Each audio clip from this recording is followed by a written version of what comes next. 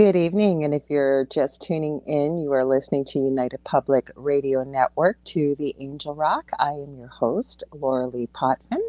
We're broadcasting to you out of New Orleans, Louisiana, but I'm actually up in Canada, and I'm going to introduce our amazing guest in just a minute, but she is so gracious to get up at 4 a.m. in South Africa right now, so thank you for joining us, but I want to give you a proper introduction. For those of you who've never watched a show before, the Angel Rock, I say I cover all aspects of the supernatural, whether it's UFOs to aliens to cryptids to the actual paranormal. But my show always has a positive spin, and I deal a lot with spirituality, angels, how to access your own intuition and gifts, and things like that. I also do a bit of truth seeking. And the guests that I have on are people from all walks of life, everyday people, but through their work, whether it's professionally or personal, they're making the positive change for humanity. Now, a little bit about myself. I am a Canadian psychic medium. I'm a crystal Reiki energy healer, Akashic Records practitioner. I'm a spiritual teacher and mentor, and I'm also a registered nurse. So, one thing I do want to do though, before we get started, I want to give a huge, huge shout out to the Freedom Convoy 2022 that is traveling all the way from the West Coast in Canada, the East Coast, from Southern Ontario. They're all heading to Parliament Hill. They should be there this Friday, and they are standing up for freedom and truth for Canadians. So drive safely, everybody out there. We'll see you when you pass through my city, Thunder Bay, on Wednesday this week. So, on to my wonderful guest here. Her name is Bridget Finklaire, and I'm going to read what you've got such a wonderful a whole bunch of topics here. But I do know as I'm scrolling that Bridget is an author. We're going to talk about her amazing book, The Red Dress.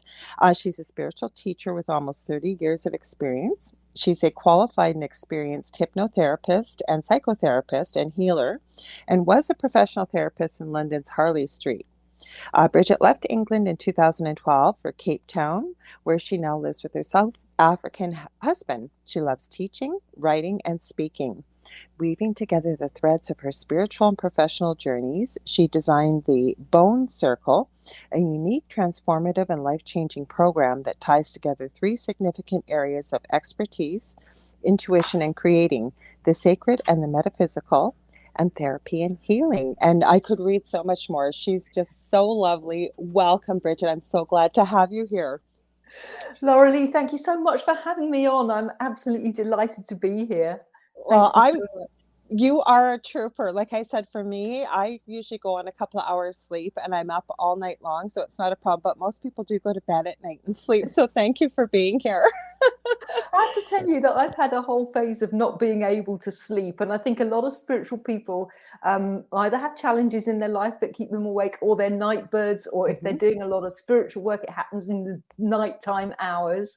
So I'm often not asleep, and I've only just got back into getting to sleep. So it feels odd to disturb that sleep. But I'm absolutely delighted to be here. And, once we're up and talking, you might be the other side of the world, but we're talking the same language, just hearing your introduction. Because our lovely Gavin Lee Davies, who works at the publishing company that published your book, I've known him for years. And I say he is a dream PR agent to work with. He sends me the most beautiful people, such as yourself, and he does everything. Like, the man just knows exactly what you need. He sends me a bio picture, he sends me a bio, he sends me a copy of the book to review, he sends me, and I'll tell you, Gavin, I rarely refer to your questions, and I love that he does it, because he asks, like, some people may not know what to discuss, right? But I'm all about finding out about people and their story and how they got involved, what the impetus was for it. Also like to have our people in the chat join us. We've got Michelle Millions. Welcome. We've got one of our previous guests and a good friend of mine now, Dave Petrella. He says, hi, Lorilei. Hi, Bridget. And I wanted to remind people, I forgot. If you're over on Facebook, depending on what page you're on, I may not see your comments.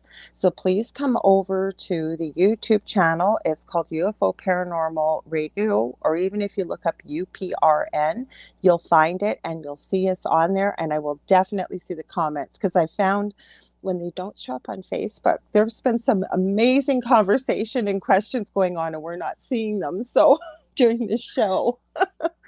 So I have to ask you, Bridget, like I ask everybody. So how did this all start for you? You're a spiritual teacher. You've written this incredible book, The Red Dress. Go ahead, let us know how this all started, how it sort of came to fruition. Well, that's a kind of really huge story, isn't it? And Go a big for it. question, because we got 2 hours. So I'm going to actually go really way back to the beginning. Please and do. I believe a lot of spiritual people on the planet right now, and we're here for a reason, and we signed up and said, send me. And we're the kind of points of light at the moment, holding a grid of light in the world. And one of the wonderful things about launching Red Dress, my book, and being around talking to wonderful people like you, Lorilei, is that I'm meeting other like-minded people across the world, and we see this network coming.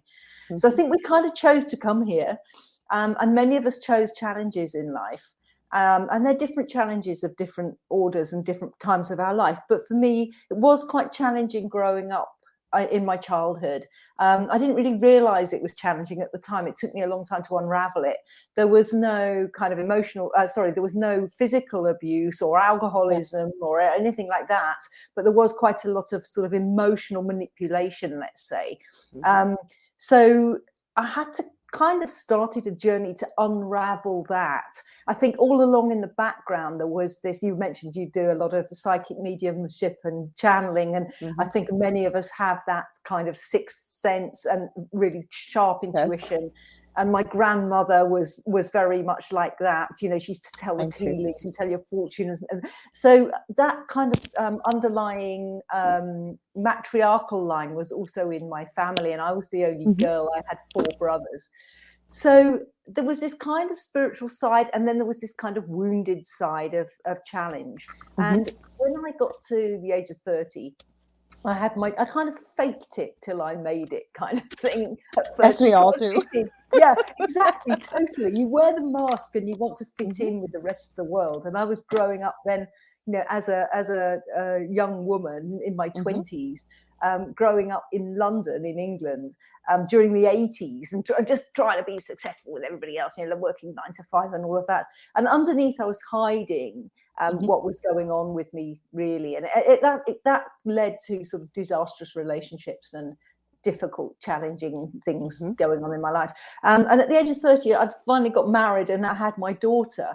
And it did something to me. It changed something, because I stepped back from the corporate world, and I stepped back from that world where I was wearing a mask to be a mother. And that was something that was very true in my heart for me. And I wanted to be the best mom I could be. And I'm sure every mom thinks that and wants that. But that made me have to try and examine myself and the role models I'd had. So then 2 years later, I had my son. So by the age of 32, going into 33, I was now not working. I was at home looking after 2 children and questioning myself and who I was and who I wanted to be. And that led me actually to go initially and have counseling, but at the same time I was always going to see people like psychic mediums and, you know, learning all kinds of more, what we'd say, paranormal things, some things that go beyond our 5 senses. And that started my spiritual journey. So it kind of was like this journey of having to look at some therapy work and counseling work to unravel a bit of the past and what was going on, and also very much into alternative things, I would say.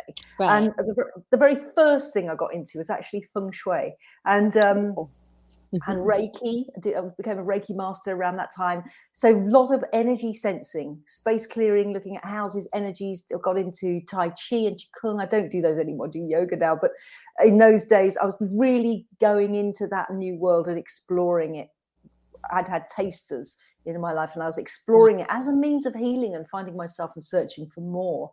Because I think that's what we're doing. We're searching for more meaning and purpose, and searching for connection with like-minded people, and for more than just the ordinary life of sort of go shopping, come home, cook, go to bed. So that started that journey. Then what happened is I ended up training as a therapist. And when you train as a therapist, you clear a lot of your own stuff. And then you start working with other people and you start clearing more stuff. But I wanted to get it balanced, because I've never been had that foot. It's interesting. My name is Bridget, and I feel like I do bridge different gaps and different spaces. And at that time, I was bridging the gap between being a sort of a therapist, a psychotherapist, but then I was bringing in healing and hypnotherapy. And then I started to bring in other kind of more spiritual things. So I had these kind of parallel journeys of the therapist and then the spiritual journey. And eventually they came together, those two journeys locked together in a kind of a balance. And I think really that was at the top of my career when I was working in Harley Street. I would start weaving all these kind of energetic healing types and psychic-y things and intuitive hits and things into my work. So it became less and less of being a therapist and more of being a spiritual healer, I guess, although still working with the psyche. So that's that bit. And then the book bit, the book, how did I get to Red Dress and how did I get to Cape Town, was that I went through a very acrimonious divorce in 2009. And I wound up looking after my two teenage children. In fact, they were taken away from me for a while, and then they came back, and they were about 15 and 17, and I was looking after them. And I was basically a single parent looking after two teenage kids because my ex just abandoned us, really, more or less. Didn't support us financially, didn't support us in any way, really, but carried on sniping from the sidelines. And I had to really work hard as a therapist to cover all the costs and things of that ilk. At the same time, my spiritual journey was getting higher and higher and higher as I got into the Book of Knowledge, the Keys of Enoch. I was doing all kinds of work. And I had a lot of synchronicities would happen. And I think we're all guided people on this journey. We have our guides or our angels, or we have symbols and things that are showing us the way. And it just felt like every single step of the way I was being guided, and I was being shown symbols and numbers and all sorts of things, which come out a little bit in my novel Red Dress. So I was guided eventually to go and actually, but it was a friend who was very psychic, told me to go to this thing on a Wednesday night. I didn't want to go. It was my only evening off. And she said, no, you've got to go. It's to do with Yes Group, to do with that Tony Robbins. I thought, that's not my thing. I don't want to go. And she goes, no, you've got to go. Only because it was her did I go. And as I went there, and I ended up by going there, meeting someone who was running a training course in tapping into your intuition. And so I knew I had to go. So I was intuitive anyway, but I wanted to know how to tap into it at will. So that was a 9-month training course. And over the course of that 9 months, what intuitively came up is you're going to basically leave Harley Street, pack your bags. Your kids are going to go to university and you're going to go to South Africa. And it was like, what? I'd never been to South Africa in my life. I didn't know anybody here. Right. But just before I came, I met a couple of people. South African, well, one South African who lived here happened to be in England, and another lady who was English but was married to a South African. And then one of the guys that did that training course with me was from Cape Town, and he came back to see his parents. He's now gone back to England. So I arrived magically by intuition in Cape Town in 2012. And set about sort of not really sure whether I was just going to have an extended holiday and get over burnout and the stress of this terrible breakup of this marriage, or whether I was going to stay here. But intuitively, I kind of knew I was going to stay here. About a year after that, I met Paul, who's my husband now, my South African husband. We didn't get married until 2016. And I live by how I work. So I started to kind of coach intuitively people. And so I kind of walk my talk, and I live by intuition. And so intuitively I was getting, you've got to write a book. And that was terrifying. And at first I thought it was just going to be a non-fiction, but it kept, my guidance kept going, no, you're going to write a fiction. So it was pretty scary, but I just had to do it. And I had lots of signs along the way. Like the time I knew I had to write a book. Then I had a Skype call with a friend of mine in Australia, and he said, you know, he's Australian, you're going to write a book, and it's like, what? And that evening, I'd been invited to a party across the road. I didn't know anybody, I was a total stranger. I'd been invited by a neighbour because I knew I'd just moved. Would you like to come over for a braai, which is a kind of a barbecue? And I arrived with my bottle of wine to all these people, and I found out that the wife, whose birthday it was that we were celebrating, was an author, and nearly everybody there was either a publisher or an author or a creative writer of some kind. And it was just so sweet. You know how the universe just goes, yep, you're right. I So have a story for that's you how that very happened. quickly that happened this evening. Um, okay, so it's very hard to get a family doctor here. They're in Canada, especially in Ontario, where I'm living. My city of 100,000 people, 75,000 people don't have a general practitioner. So there's a doctor I have to see once a month. And they messed up my prescription last month. So I'm calling the pharmacy, not a word of a lie. This is like 2 hours before the show. And I'm asking him if they could fax the prescription, just fax it so he can sign it. And I said, I'm going to call them to explain why it's coming through. As I'm on the phone, a private number keeps calling me. And I'm going, who is calling me? Like, I can't hear this phone call. And I'm clicking decline, decline. So I try to call through to the doctors. I have to call 20 times in a row to get through. The receptionist picks up and says, Lorilei, your ears must be ringing. The doctor's been calling you, trying to get a hold of you. And this has been happening more and more and more and more. So I agree with you 100%. Sorry for the long story, because I want you to continue with what you're saying. But just to say yes, everything you've said, yes, I agree 100%. And there is evidential proof. Absolutely. Mm-hmm. And I think if we surrender to that guidance and listen to that voice, all kinds of things can crop up. Even recently, the other day, I've had a few health issues, which I'm kind of getting to the bottom of now. And it's nothing serious, but it's kind of burnt me out a little bit, which is why I'm kind of trying to sleep right now. But I've seen a lot of different people, a lot of healers, a lot of doctors, functional medicine doctors, integrate, all the Chinese medicine, you name it. And I got guided. I actually put a prayer up because I was going, okay, I know I have work to do in the world. I know I need to get the book out. I need to get my training out. I need to be out there in the world. It's time, it's time for the messages that I have, really, and we all have, to go out there now. People need to wake up. We're in that gateway moment. And I'm going, okay, you want me to do this work, and I want to do the work, but I've got to be physically well to do the work. It's just got to be. And that was sort of like on the Thursday night. And the weekend I've been in, this is a couple of months ago, I was invited to a friend's house for lunch, and I met this girl who was a friend of a friend, and I kind of knew her vaguely. Turns out that she does biofeedback machine, and she says, hey, I can help you. I go and see her. She does help me. And then we get to the bottom. She goes, actually, you need to go see an integrated medicine doctor. I go, well, I've seen a couple and I haven't really sorted things out. She goes, no, I know this is the lady for you. She's quite young, but she's really good. I kind of intuitively know, when you get the goosebumps and you just know. And it's like spirit tapping you on the shoulder and going, they kind of pay attention to that. Pay attention to that. They say, there's the goosebumps. You've got to do this. So I said, okay, I'm going to go see her. So I booked an appointment, and even then, I was kind of like, oh, is this right? I've gone through this loop before, No, I got in my car. I was running a bit late. I got in my car, switched the engine on, and the clock went 11:11. I thought, okay, you knew. And then I got to the place, and it was about a half an hour drive. And I got to the place, and I had to go into one of those underground car parking garages, and it was very, very tight. Like the bays were very, very tight. You could tell because they wrapped the concrete pillars in plastic, because obviously people were bumping into them. And I had quite a biggish car, and I was thinking, oh, can I get in here? And I just looked at them all, and all of the bays were very, very tight. And I just thought, I'm just going to go for this one. I'll be fine. And I had like this much to spare. I'm going in, and I'm concentrating, and I finally parked the car and turned the engine off. I look up, and it's bay 33. So I go, okay, this is good. It's all fine. And I think if you're open to these things, we're guided constantly. And you can see when you're in flow, it all just is like dominoes collapsing. You start one, they set in motion, and off they go. So yeah, I'm with you on this.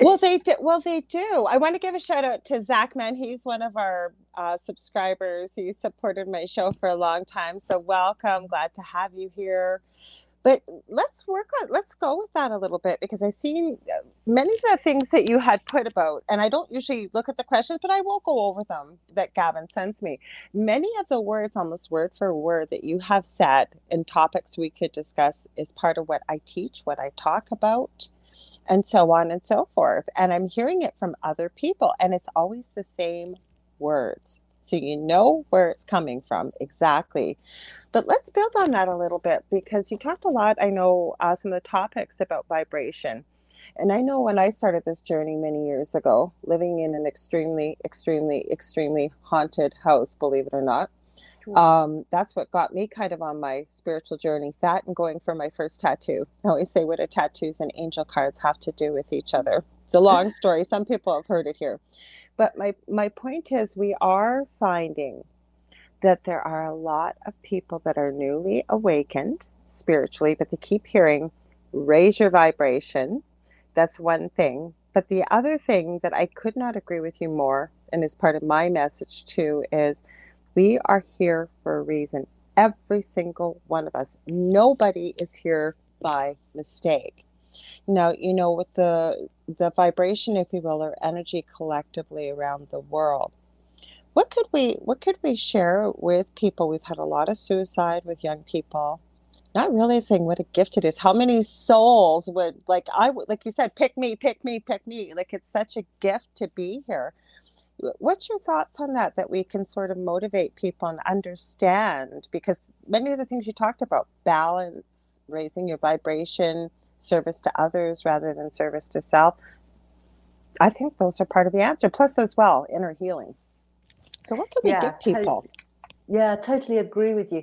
And I think the problem is the disconnect when somebody's really in a bad space Yes. and they're feeling really low and suicidal or depressed. Or Mhm. so when somebody's sort of, let's put, say, down there, and we're talking about vibration and service and Yeah. send me, and isn't life a gift? And actually, the disconnect is so huge. It's really difficult for people to get their heads around that until they are up Hmm. there. So it's a journey. And so for me, it's like kind of imagine a big apartment block or a big building, big Hmm. block, office block, one of those tall towers, and if you're feeling really depressed or suicidal, it's likely you're in the basement of that block. And if you're feeling great and you're in service to others, it's likely you're at the top of that block. Now, that's not a personal judgment in any way, because the No. person at the top could be the person who was at the bottom yesterday. It's just a structural thing. Mhm. And that structural thing is like taking, that's something most people have to take the staircase, by the way. We have to go step by step. Yeah, it's And not then a quick fix, is it? no, but every so often somebody does have a quick fix. Every so Yes. often somebody has a sudden awakening or something that's a turning point in their life, that they get the elevator right the way to the top. Hmm. Often those people get the elevator to the top, see the top, and then they plummet back down and they have to make Yes. their way back up the stairs. So that's the first thing, is to realize it's a journey. You might not get there straight overnight and be in service and in a high vibration and feel like life is great no matter what it's throwing at you. That could be quite a long journey. But the point is to understand that that's there, that pinnacle, if you like, that apex, the top of the pyramid or the top of the apartment block exists and is there, and it's there for you, and it's there for each and every person when you're feeling really, really down. And so I think that's one thing I could offer. The second I could offer is that, for me, awareness is everything. Being conscious and aware of what your situation is really the first step. Because if you're not aware that you're really depressed and you're feeling like suicidal because things just feel like there's no hope, for example, Hmm. a lot of times that's not just you. A lot of times that's your conditioning and your past, the things that have happened to you, maybe. And it could also be that if you're empathetic, which a lot of spiritual people are, they're empaths, they tune into other people's energies. There's a lot of stuff going on in the world right now, and there's a lot Oh, of fear and there's a lot of depression. And maybe you're just tuning into that. Like, when you tune into a radio station and in the right. old-fashioned radio, and you tune the dial, and it's going to have white noise, and then you get to the station you want, and maybe you're stuck in the white noise of everybody else's stuff. So just acknowledging I feel like this can be really huge. A lot of people try to deny it, try to pretend it's okay, or try to wallow in, I'm feeling awful, I'm feeling awful, I'm feeling awful. And then they're just telling themselves that story and that message, and they're caught in a feedback loop. But the minute you can say, okay, I acknowledge this is how I'm feeling, this is what's going on for me, this is what's happening for me, I don't like it, I'm uncomfortable with it. That's the next step, become aware. And then coupled with that, which I talk about a lot, is the power of choice. When you choose things or intend things, or both, choose and intend, when you choose things, magic starts happening and the universe starts opening up. So if you choose to rise above it and have the courage and just go, look, for example, let's talk about people who possibly got depression. If you start to say, okay, first of all, I acknowledge I'm depressed. I'm in a bad place. Things are not good. For me, it's really tough. It's really challenging. Challenging things have happened. Then you say, okay, but I'm going to choose to find the pathway out. Or I'm going to choose to get to the top of that pyramid. I'm going to choose to find myself. I'm going to choose to find my joy. I'm going to choose this pathway. I want to feel better about myself. And we get to service after we've looked after ourselves, because it feels selfish to most people, especially spiritual people, because I think we've all signed up to be of service and to help everybody. So we want to help everybody else.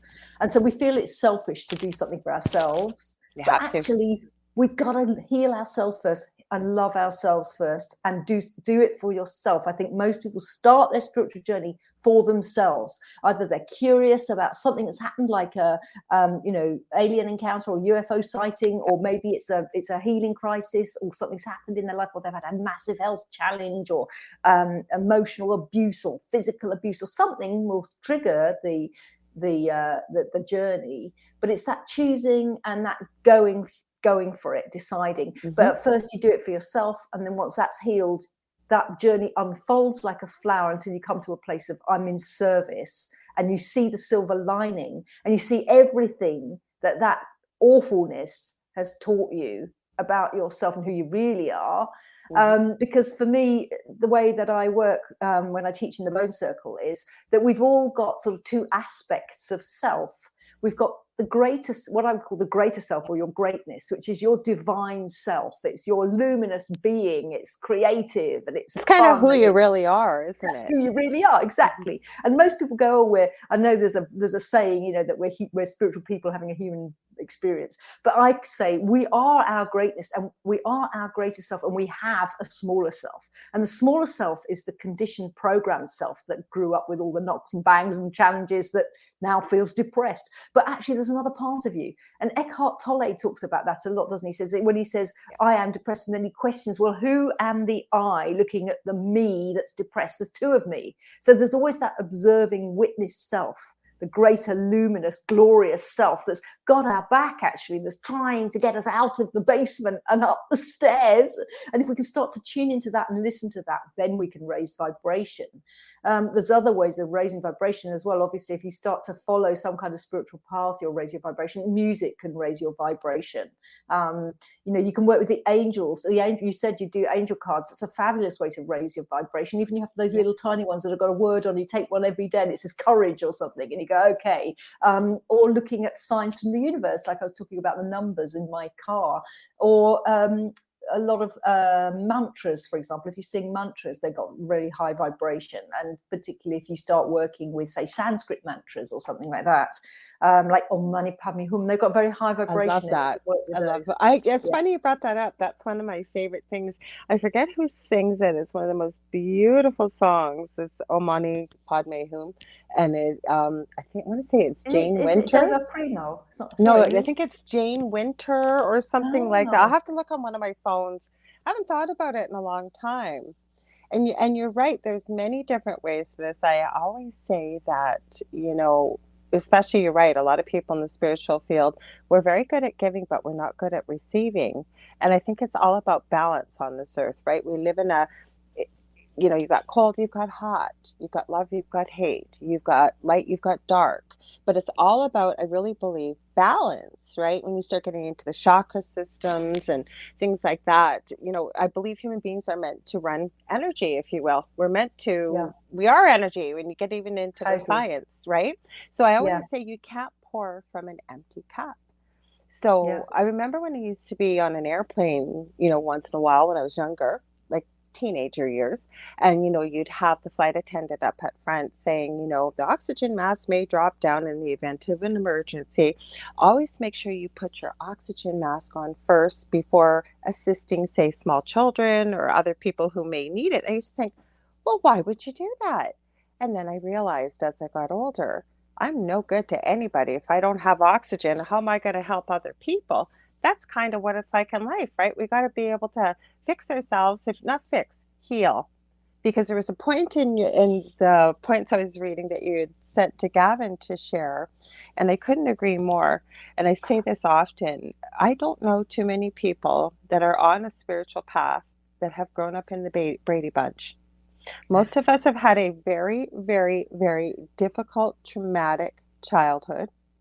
And then I think when you were talking about choice, that we have a choice, right? You can wallow in that, you can wallow in the victimhood. And when I say that, that's with no judgment. Everybody has their own journey. But we can also have a choice and we take those experiences, heal them, and then be able to be there for others.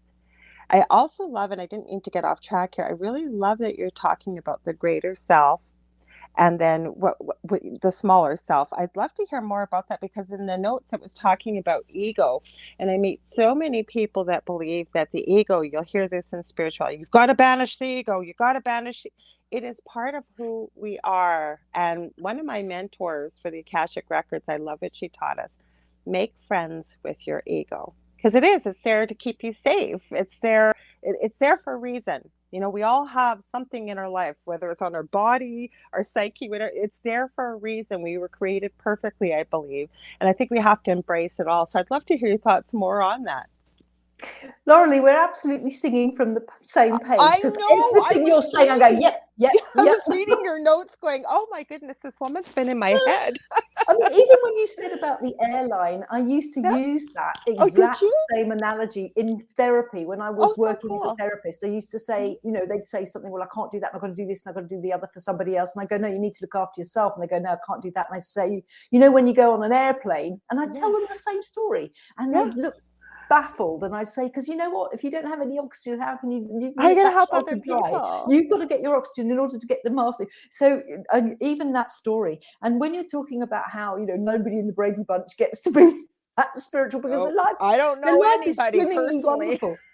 Their life, or the Waltons or anything like that, their life is swimming along beautifully. So there's no need to wake up. There's no need to go for a spiritual life because they've got everything they need in the material and there's no world. impetus for change. I always say it sounds really morbid, but human beings have no impetus for change unless they go through something very painful or very difficult in life. It's true. And then you have a choice, right? Yeah, absolutely. I love it because, you know, we recently, I think it was a couple of days ago, the Buddhist monk from Vietnam, Thich Nhat Hanh, his name is Thich Nhat Hanh. We look at. I only know how to pronounce it because my son lives in Vietnam and he's married to a Vietnamese girl. I was wondering. I was really impressed. And they lived in Hue, where he lived, where his monastery was. Anyway, Thich Nhat Hanh, is like Thich Nhat Hanh, I think is actually how you pronounce it. I remember that. But he said, no mud, no lotus. So you only get to blossom into the lotus if you started off in the mud. And I think as well that there was a Rumi, I think it's Rumi, that said the wound is where the light comes in. Ooh, so the bigger the wound, the greater the light potential to come out of that wound. And in terms of the bone circle work and the greater self and the smaller self, and the ego, which is what you actually asked me. So let's just backtrack to that. Yeah. Actually, the ego almost invariably is conditioned and programmed to be the opposite of what greatness is. So I'll give you an example of myself. You know, I've written a novel, Red Dress. I'm a spiritual teacher. I have been a psychotherapist. I'm doing these podcasts with you, and I've done others and radio shows and what have you now, talking about consciousness and wisdom and vibration and all of these things. And in my own greater self, I'm here to reveal knowledge.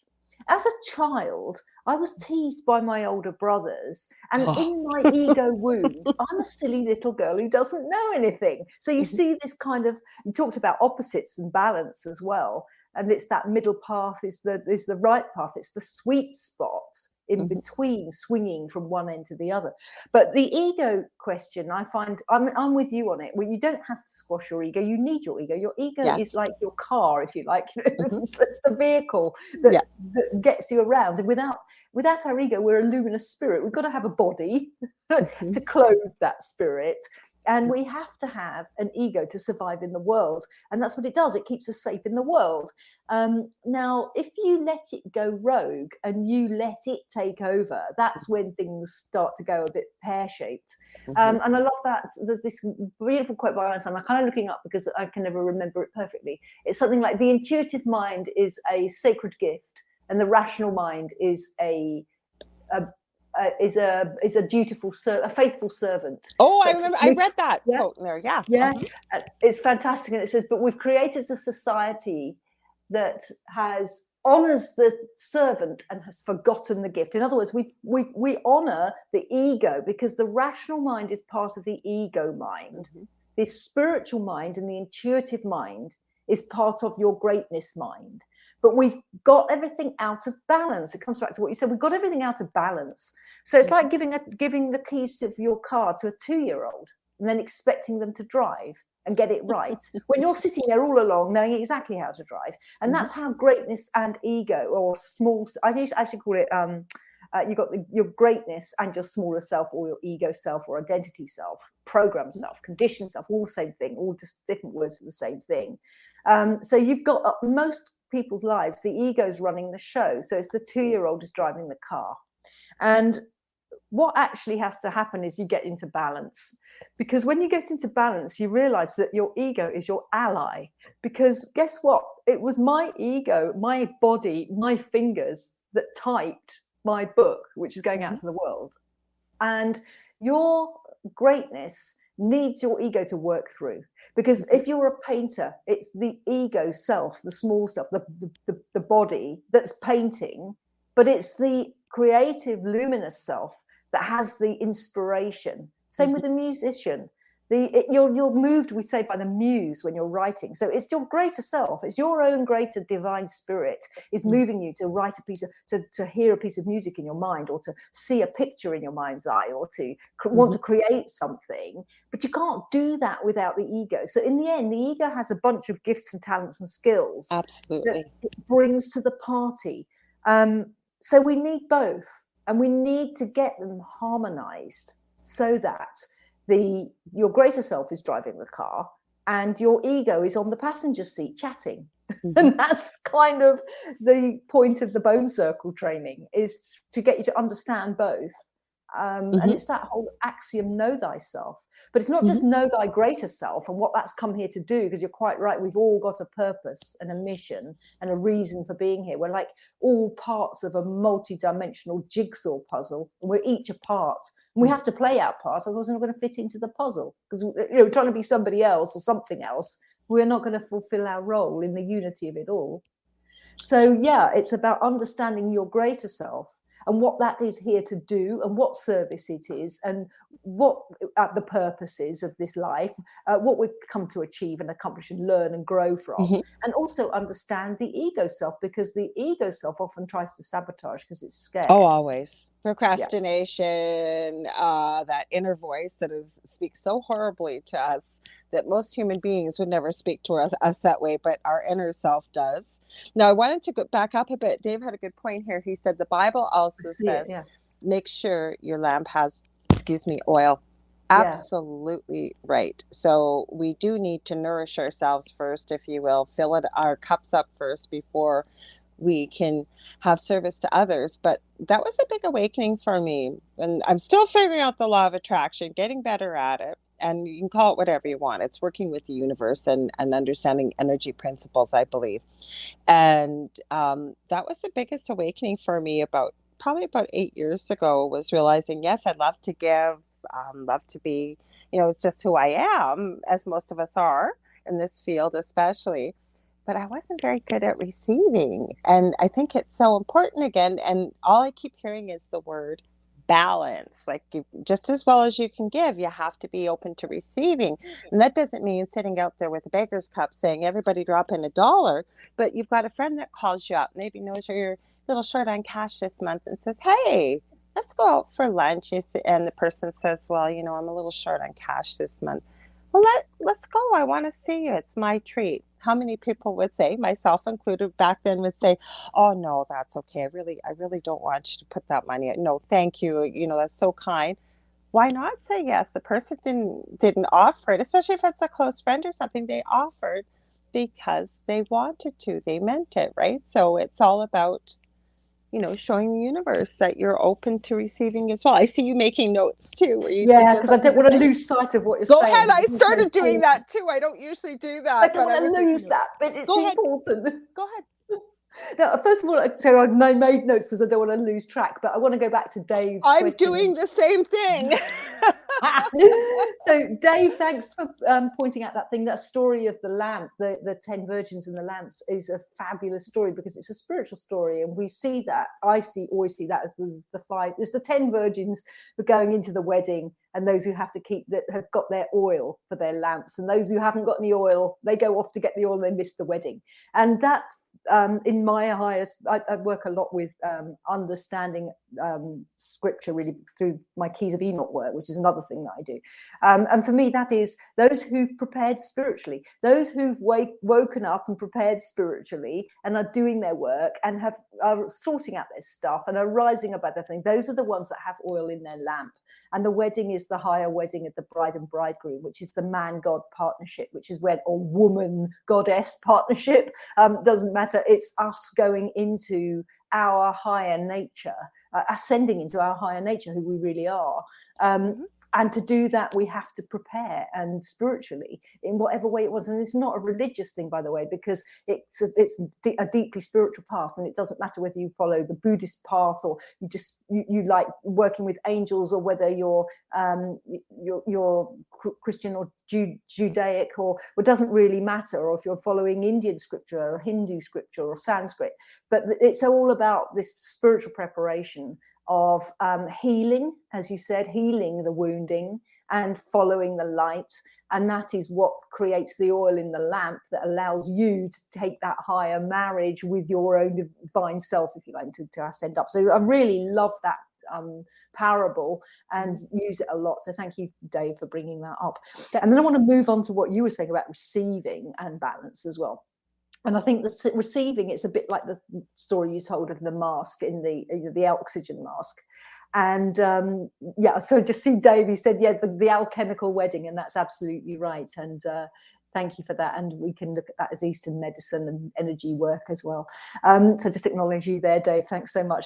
So receiving, it's the same thing, isn't it? It's like you not want to give the mask to yourself first. You want to give it away. And I think it's sort of like one of the later things that comes in a spiritual journey. So you started your spiritual journey and you start healing and you start getting into whatever path you're guided to take, because we're all taking different paths according to our own soul's guidance. So our soul is our pilot taking us to the top of the pyramid.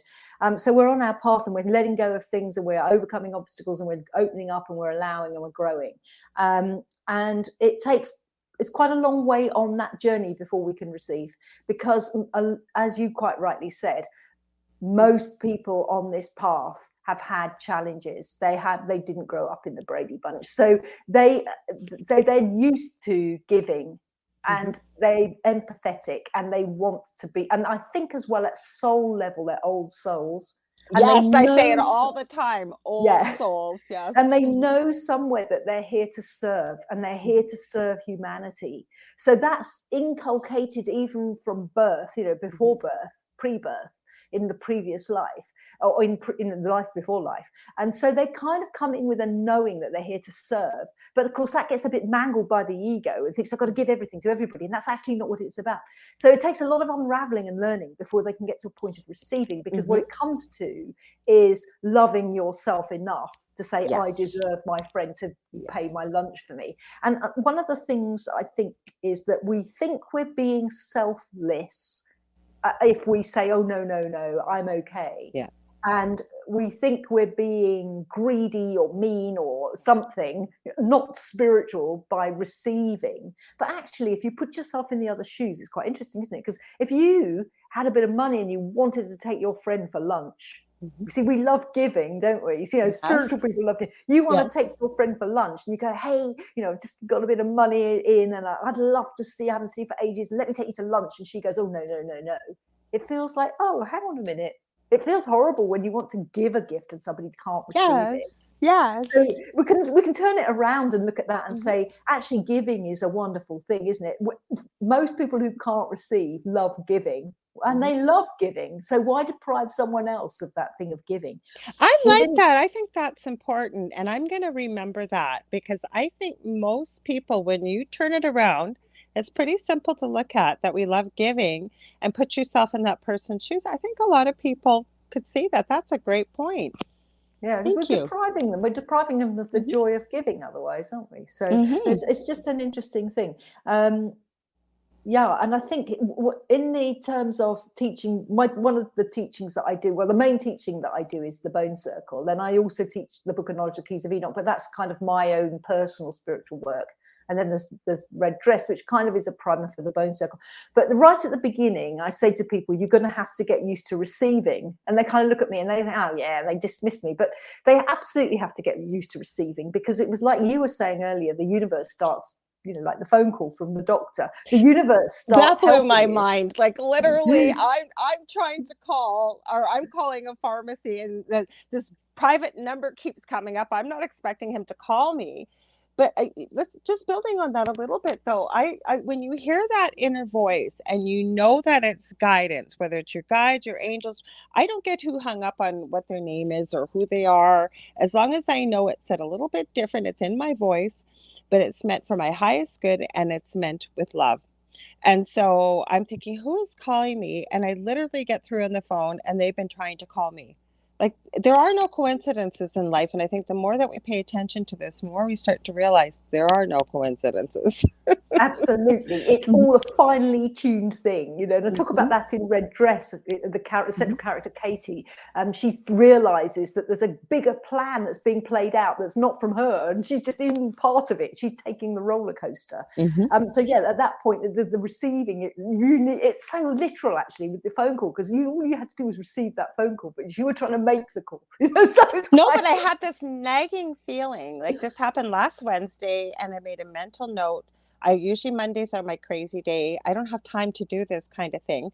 But I actually came out from running out on an errand, and I had this nagging feeling. You need to deal with that right now. You need to deal with that right this second. Put everything else aside, whatever it is. And so I did. I listened. And meanwhile, it was meant to happen, because as I call, they've been trying to call me. Like, what are the chances, right? Yeah, so absolutely. At the same time as well. Yeah. Yes. Yes. You can't make that up, can you? Nope. There's certain things you can't make. So, I mean, this is it. We have to receive, because if you start creating, because the Bone Circle is really about both creating and manifesting and healing, and being fully present. So there's kind of three things to it. But once you start healing the past, becoming fully present, and choosing, intending, creating, and envisioning what you want to create in the future, the universe is going to start showing up with opportunities. You have to be aware of the opportunities and be willing to receive them. And I'll give you a little example of somebody who wasn't. So there was somebody on my training, and I told you've got to learn to receive. She turns out that she's being guided to become some kind of spiritual minister. And so I said, oh, that's interesting. So, and the next time I saw her, she said, I got this email in my inbox that was from some, place somewhere, online training to become a minister. I said, oh, wow, that's great. Did you take it? She goes, no. I said, why not? She said, oh, I had to stop and think about it, and I only had 5 days to. I said, no, that's the universe. You made a choice and intention to do this. The universe just gave you the email, the link, the whole damn thing. And you went, no, I've got to research. That's where the ego sabotages. And that's where if she had been in a space of being able to receive, she would have gone, wow, the universe has just given this to me. I obviously need to take it. Well, the other thing is, too, again, I'm going to share a personal story here. I love to do resin work. That's my second business I'm creating. And I decided that I was going to treat myself. There's a beautiful company, Sophie and Toffee, in Singapore. They send a subscription box every month. And then what people create with the boxes, like with the molds and what have you, they give away a prize. All of a sudden this month had this picture in my mind. I didn't even really like this mold. It was a calendar mold. And I had a flash of what it looked like, and I went, I'm going to create that, and I'm going to win. And I did, and I won. And there you go. Exactly, but it not coming from ego. It was like literally the universe said, you need to make this. Plus, I upcycled an old calendar, so I didn't throw it out. It went to good use. And it turned out very, very cute. Like it's with a little character called Pusheen Cat. You've probably seen the cat. He's this chubby little brown cat with little hearts and pastels. So I made this, and it was like I just knew. And I've proven that many times in my lifetime. So when I have to go back to this, when you just know and you follow it, right from the age of 14, I used to say I was such a spaz, not athletic, and I just decided I was going to play basketball. And I could see myself playing basketball. You had to do the work. And it worked. I was like on the team the next year and what have you. But this is what it's about, right? When we follow it, and even though the ego might kick in and you say, no, no, that's okay. I see that path. I see what's going to happen. And we go for it. And I mean, you've got to put the work into it. You just can't sit back and say, yes, it'll happen. You do need to work towards it. I believe that's how it works. And I see you writing. So what's your stroke of genius that's come through with this? I love just so everything agree. you're saying. It's so amazing. I love this. I agree with you. First of all, we were talking about, you a little bit earlier on, you were saying, about listening to that voice, and you don't have a name for it. It doesn't matter whether that's a guide or an angel or your own intuition. And but you got to know. And then you came in and said, but it's the knowing. And for me, that's what it is. It's a knowing, because it's coming from a higher space and it's almost instantaneous. It's an instantaneous communication. It's not like you have a feeling about this or a thought about that, or you've sat in your bed and thought about it. And it's not like that. It's like, bang, you've got it. Exactly. And so I think discernment is the most important thing here, is to be able to discern the difference between that higher message which comes instantly and with a knowing, and the kind of the I think about it and I think I ought to do this, and I feel like excited about that, or I feel I might win the resin calendar thingy if I do it. No, it's not. It's like, no, I know.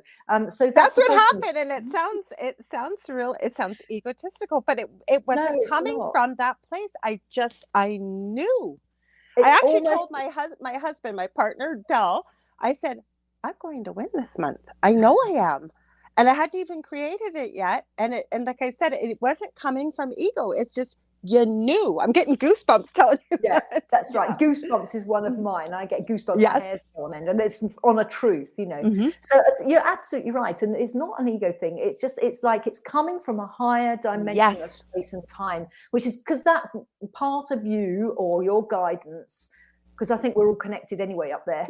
Absolutely. It's only in the physical that we're not connected. And even in the physical, if we look at quantum physics, we are connected because we're all just electrons. Exactly. But, so it's coming from beyond time and space. So that part of you beyond time and space knows you're going to win. And it's telling you. So it's almost like an instant download from a higher dimension. That's what it was. Yes. Yeah. So that's a knowing. And it's all about discerning that and knowing. And when you do know, and it's come like that, then you can trust and have faith in that as your true north, as your true guidance, as your true compass. And then the other thing I loved, there's two other things that I just so on the same page. You wait, but you have to do the work. And it's so true, because I think a lot of people get into, manifesting of different types, law of attraction and cosmic order. They think they're going to cosmic order, or they're going to have a law of attraction, or they're going to have the house they want, or the partner they want, or they're going to win the competition, or whatever it is. And then they sit back and wait for it. And just wait for it to happen. You can't do that, because the universe applauds action. The universe applauds action. Now, everything in the universe is changing and moving constantly. The only constant is change. Everything is moving. So we have to take action. And for me, that is the yin and the yang and the balance we talked about, because there's a balance between the stillness of hearing and receiving that message you're going to win, or you're going to move to South Africa, or you're going to write a book, or whatever it is. Yeah. You have to be still to hear that above the chatter of the ego mind.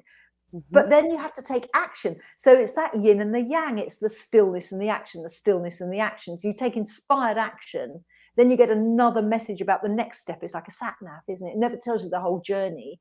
It says, go down the road and turn right.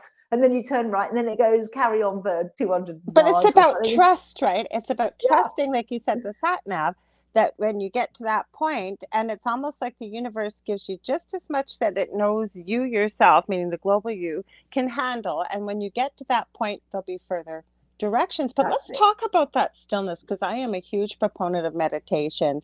And I saw, like I said, I don't normally go through notes. I'm not reading them. It's just from memory of going through it, and everything I kept reading. Oh my, that's why I said to you before the show, you're going to have to come back on, because we have so much to talk about. So let's talk about meditation, because that's a big part of what you teach and what you talk about as well, isn't it?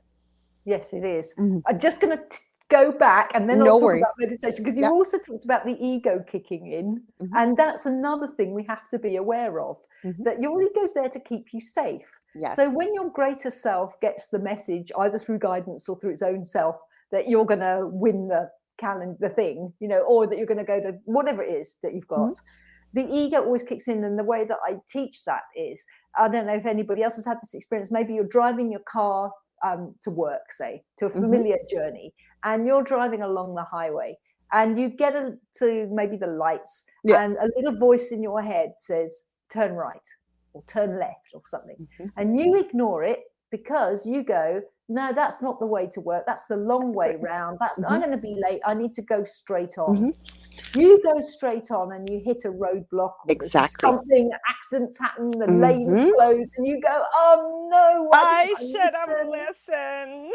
I should have listened. And so whenever your own greatness, your own intuition, or your guidance, or your guides, or I also don't name it, by the way, it's just say intuition. I don't either. I'm not hung up on that, because I just know, like you just and know, also right? different guides and different things and different energies and levels and things come through you. So it's not, it's just all really information that you're getting from a higher plane, I guess.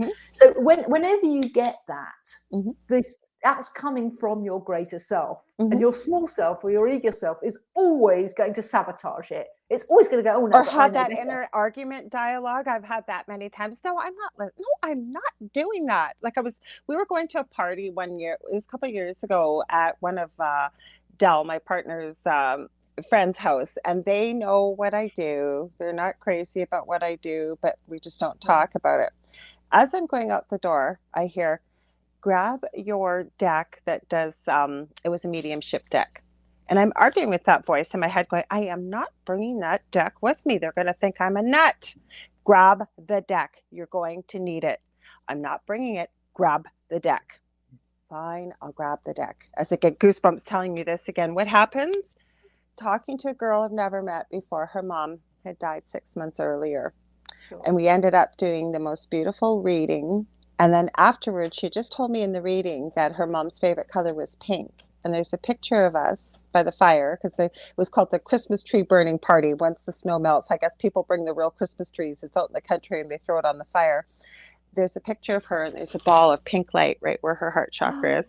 Beautiful. But beautiful. Inner guidance. That's what I'm talking about, that argument that I was having. And sometimes I will, and then I realize if it's that insistent, I need to listen. That's right. That's right. But I think when you're at the beginning of your journey, you don't listen. It takes time and experience to listen. So that was one thing I just want to go back. And then let's come back to your other question about meditation, because for me, I started to learn to meditate in the year 2000. I just remember it was the year 2000. So now we're in 2022. I've been meditating 22 years. And it started off for me. My kids would have been 10 and 8 at the time. They were at school. I worked part-time as a therapist, and I had my day off. And on my day off, I'd listen to the radio. And on the radio, this was in England, in London, there was an American woman who'd come over, and she was a life coach. Now, we're talking 20 odd years ago, 22 years ago, life coaches had just started to happen, and people didn't really know what they were. We thought a coach was somebody that taught you how to play basketball. So so there was this woman, and I got fascinated. I was just listening, and I was kind of like cleaning the house and cooking and, doing domestic rubbish, listening to the radio. And she was talking, and right at the end, and I was kind of taking note of what she was saying. And then right at the end, I think the interviewer sort of asked her, well, what can you give a tip for the listeners, and what's the most important thing? She just went, meditation. And it took me aback, because she was quite businessy. And then she suddenly went, no, meditation, because you can, and I can't even remember what she said. Something about, if you carry on meditating, you'll be so much more efficient at everything you do. So I just thought, I've got to look into this. So I immediately like talk about the universe answers you. I was going to Mind Body Spirit Fair in London the following week. I got to the Mind Body Spirit Fair. There was a huge, great bookshop right at the entrance. I was browsing through the angel cards, and there's this book, Moon Over Water, which is a book about meditation. I bought that book, read it, and basically taught myself to meditate. After that, I went on various meditation courses, including the 10-day silent retreat with Vipassana, which I've done. But I kind of just taught myself to meditate. And then actually within about 2 years of that, I taught a meditation class. Wow. And I used to teach meditation and deep relaxation. And I still meditate today. And through all of my journey and all the many, many things I have, there's loads of things I've done, because it's a 30-year journey. You know, I'm getting a bit long in the tooth here, Lorilei. So am I. So there's been lots of things I've done. And through all these things, I remember a long time ago, a lady, I did a Merkaba course, and the lady went, "Oh, this is the most powerful thing." And I just went, no, I think if my most powerful thing is meditation. And now, from the standpoint of where I'm at now, I absolutely love and adore the Book of Knowledge, the Keys of Enoch, and looking at spiritual scripture. And I find that fascinating, but still, I still think all of that's great, but it's no good unless you assimilate it, and you're only really going to understand it and embody it and assimilate it if you can find a way of being still. So for me, it's stillness. For me, I do meditate, actually. It's meditation. I know some people find it tough to meditate. I did talk to one lady, and I said, well, nobody finds it easy to meditate. Hey, it's like, you know, you can't pick up a violin and play it, or go to the gym and just run on the treadmill straight away. You have to build up, or you know, lift weights. Whatever it is you're doing, you have to practice it. And it's the same with meditation. It's not easy, it's hard, but we practice it, and you just sit. And if you can only sit for 5 minutes, you do that, and then you build up. But I know there are some people who are very, very kind of hyperactive and find it difficult to sit still. Well, then do Tai Chi or Qigong or something like that, or walking meditation. But even if all you can do is sit in your garden, say, or sit in a park or in nature on a rock and listen to the birds and listen to the wind in the trees and just breathe in the fresh air and sit and do nothing and not really think about anything too much apart from the things that are around you, and just be in a sort of happy place and a smile, even that is a stillness point. And without that stillness, we can't become fully present. And without that stillness, I don't think we can grow, because I think that's how we grow inside. That's how we find the divine inside of us, the light inside of us. And that's how we connect more and more deeply to spirit and to guidance. It's through the stillness. Well, there's so many different ways to meditate. My really good friend, Augie Nost, he's from Norway, lives in Arizona now. He gave a really good tip to people. This was, God, it was one of his, we were on another network together, so this was quite a few years ago. But he had suggested for people that find it hard to meditate. I've tried it myself just to see what I thought of it. But he says when you close your eyes, he said, you almost cross your eyes, but you don't, like, it wouldn't be painful. It's almost like the way I liken it to, I've never been able to get these pictures to work, but the ones that look like a bunch of squiggly lines, but apparently if you don't focus, but you kind of focus, the picture becomes something. Yeah, so that's what he suggested. He said it sort of helps bring the midline of the brain together, so there's not that disconnect, and it helps the mind chatter, he said. And I had quite a few people say they found that helpful. But I say to people, even if you know, you can't get that stillness right away, try a guided meditation, or try, there's so many different kinds. I mean, there's breathing, there's certain types of breathing you can do. There is binaural beats, there's, you know, different megahertz that you can. And I find too, especially when I've got a lot going on, or I need an answer to a question, or I've been around a lot of people, because I love people, but you don't realize how draining groups and groups of people can be. As you probably know yourself, I'll be craving that stillness and that quiet. And the same thing I tell people too, I find sometimes different crystals help with meditation. I mean, I have done this myself. You can go into meditation, connect with your guides, and you want them to teach you about something, they will teach you. Whether you get it in a download or whatever it is, they will teach you. So I don't know, like, what's your experience? Have you had any of those yourself, or anything to add to that? Yeah, no, again, I agree with you that I'm used to be very, very sociable and live in London with loads and loads of people. Mm-hmm. And now living in Cape Town, I've almost become a recluse. You know, Mm-hmm. it's like, I do love people. I do love talking to Yeah, people. I talk a lot to people online. me too. But if Yeah. I have to go into the mall and go shopping, I can't stand it because I'm not very good with all the electronics anyway. And so I go in Love there and get out as electronics. quick as get out as quick as I can.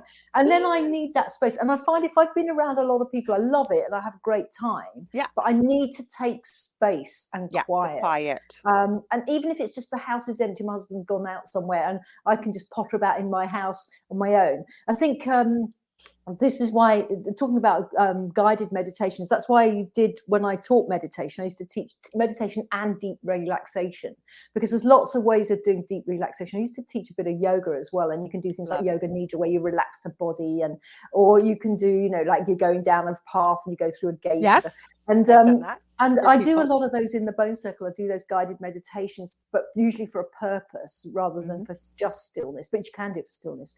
And so I think just sometimes it's the space you're in and the quietness you're in. Sometimes it can be a guided meditation. Sometimes it can be crystals, like you said, and sometimes it can be music. You know, sometimes you put a beautiful piece of music on, you can just sit and listen to that music and be fully present with it. Because the point of the stillness is that you can go inside and be fully present.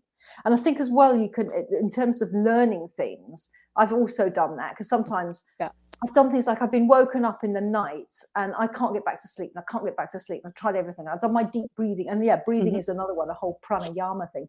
Yes. And they've got the Wim Hof and all sorts of breathing exercises that bring you into stillness. And in fact, a lot of people like the Wim Hof, it brings them into a meditative state. So anyway, I was doing all these things and I still wasn't going back to sleep. And it was like you were going, then the voice and then the other voice. You know, it was like, you need to get up and meditate. So people know we're not hearing voices. It's in your own voice. It's your own voice. But I get you need to get up and meditate. No, I'm too comfortable in bed. You need to get up and meditate. No, it'll be cold outside. You need to get up and meditate. It's 4 a.m. And eventually I'll get up. If it's one of those. Okay. So I get up and I go into another room and I sit on I have a meditation stool and a meditation cushion as well. And I'll sit down and I'll meditate, close my eyes. I'll go into a meditative space, and immediately the download comes, the information comes, something comes, some kind of message comes. So I do get that. And the other one I do sometimes, if I've got a problem to solve, and I don't know, I'll either put it up like that or I'll put it out to the universe. But the other one I do is just sleep. So before I go to bed, I go, okay, I'll have been thinking about something, and I'll go, okay, I really need the answer to this. So I'm going to put it up to the universe. And then I know that in the morning I'll have the answer. And invariably I jump out of bed and I've got a pen and paper and I have to write it all down because it's there. Yes. And the other one for me is walking, particularly when I'm writing. When I was writing Red Dress, get to tricky scenes and you wouldn't be sure. You'd finish a scene and you wouldn't be sure what bit to go on to next or what was going to happen or how this was, didn't know how to link this bit to the next bit. So I'd give up and I'd go for a walk. And I live near the ocean, so I would walk down the back, and I'd go, and I'd be in the fresh sea, and I could hear the waves and wind, mountains and sea, and I'd be walking, and all these ideas would come because I'd stopped thinking, and all I was doing was walking and being with nature. And I'd have my phone, and I'd have to do these voice notes all the way along, and I'd put my phone away, and I'd be walking a bit longer, and I'd go, I've got another idea, and I'd have, I know what I'm going to do. I'm going to make this person do this. I'm going to make this person do that, or I need to talk about this, and I'd have whole sentences that ended up in the book. So that's another way of doing it, is to walk in nature on your own, so you're not talking to the other one I love to do. Okay, I'm a chronic pain sufferer. Not that it makes no difference to share that, but the reason I do is because that's why I don't sleep, because I can't lay down too long. But when I get most of my meditation done, and I love to create, I could walk into a hardware store, look around, and every piece, it's like a jigsaw puzzle. I know where it goes, the picture comes together. So that's where I do most of my meditation while I'm creating. It's almost like it's on autopilot, because like I said, the picture's already there. So it's just my hands are doing, but that's where I find a lot of the quietness, unless, like you said, there's a problem or I really do need to de-stress. It's almost like once you get used to it, you crave it. Like, it's like, oh my gosh, like what is missing? I need to have some stillness and some quiet, right? Yeah. I think another one that I absolutely agree with you. And it's been I think it's been the single most important part of my spiritual journey, because without the stillness and the meditation, I wouldn't have got guided into the things that I've done, and the path that I've taken. Yeah. I think there's a thing about flow here. When you're in stillness, then you can go into flow. Then you've got the taking action of the inspired action. And another way I think people can touch base with that stillness sometimes is actually when they're doing something they love. And that's their kind of happy I love place. doing it, So yes. if somebody loves gardening, or they love cooking, or they love painting, or they love swimming, or whatever it is, if it's something they really, really love doing, often they'll lose track of themselves. That's what happens. And it's like, where did the 8 hours go? Yeah, you lose yourself to find yourself. So you lose yourself in whatever it is that you're doing, baking a cake or going for a run or windsurfing or something. You lose yourself in that thing, and then you find your own greater self. I noticed Dave's asking. That's why I put it up there. Dave asked a good question. So he said, what are the principles about bones, Bridget, and the keys of Enoch that you teach? He wants to know all about that. And yes, that's a great question, because I was wondering all that too, Dave. Thank you. Okay, thank you, Dave. Actually, I'm going to take that's two completely separate questions, because two completely separate things. So I'm actually going to take the keys of Enoch first, then go back to the bones. So the keys of Enoch is a book, a teaching, I would say, rather than a book. It's called The Book of Knowledge, The Keys of Enoch. I've actually got it here with me, so I'll kind of just quickly show you. This is my tattered old copy with things all in, you can see.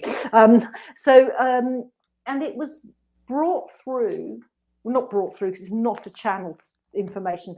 Dr. J.J. Hurtak, who wrote it, had a paraphysical experience where he was taken off planet and shown a whole load of stuff. And it's really it's the keys to future science. And it's a whole teaching, which I've been involved in for about 15 years. It's been out since 1973, so it's been out for almost 50 years now, 49 years or whatever. So it's something that I think people get drawn to. It's quite a complex book. It's quite difficult to understand. You have to go to a study group to really get your head around it. So I got led to that book, and it showed up in my life several times. I thought, okay, I need to go and investigate this. I bought the book. I got fascinated by it immediately. I got goosebumps. I went along to a study group in London, and there are study groups all over the world, by the way. There are in Canada, in the US, Europe, Australia, South Africa.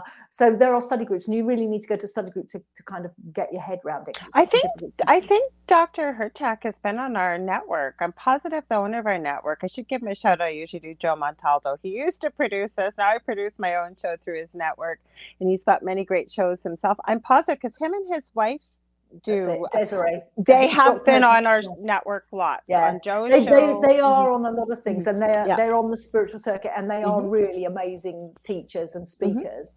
So it's Desiree Hurtak, Dr. J.J. Hurtak, Keys of Enoch, and so I went into that teaching, and then just before I moved to South Africa, I kind of was starting to be groomed, if you like, to teach. And to facilitate a study group. And then when I came to South Africa, I was asked to facilitate a study group, and I still now facilitate a study group in Africa, in South Africa, of that teaching. So that's one thing. And the principles of it, as I said, it's actually, there are 64 keys of different levels of science, of what we call future science. And also it's what's called a capstone teaching. So it encompasses all of the different traditions. So in there, for example, we have Egyptian teachings. In there we have some Kabbalah. Some talks about a lot about the Hebrew. It talks about the 5 sacred languages of Hebrew, Tibetan, Chinese, Egyptian, and Sanskrit.